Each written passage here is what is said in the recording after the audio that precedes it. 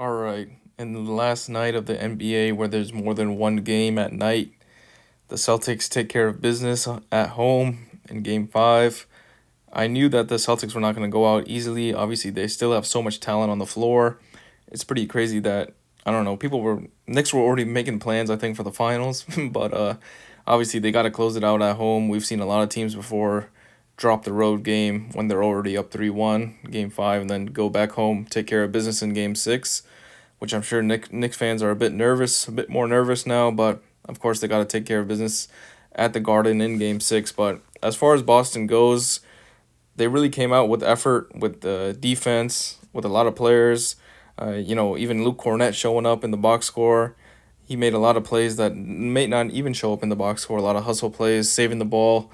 Um, it was just really a good effort from the Celtics at home. I think they didn't want to go out, sad, especially in front of their home fans as the defending champs.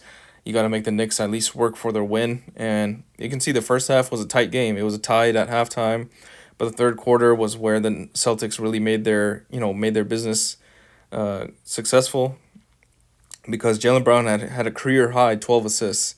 And we can see in the next graphic, we can see in this graphic when they have more than 20 assists, they're probably going to win the game, right?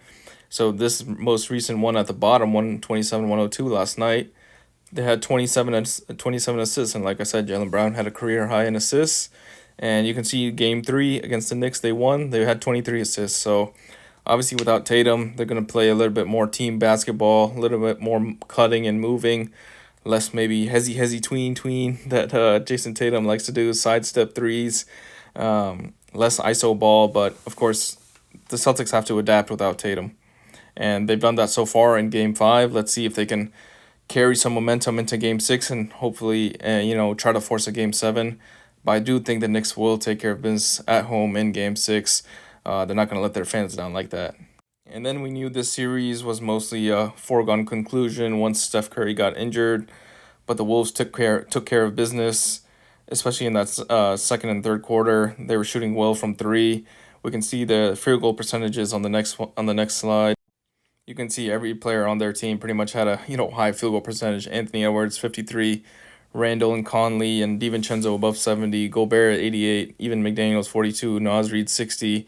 So their whole rotation was shooting well, and of course the Warriors were out of options and they kind of just had to let the pedal go. Their bench tried to come back a bit, but that's how the series goes. And now we look forward to an exciting Western Conference Finals between them and against either the Nuggets or the Thunder.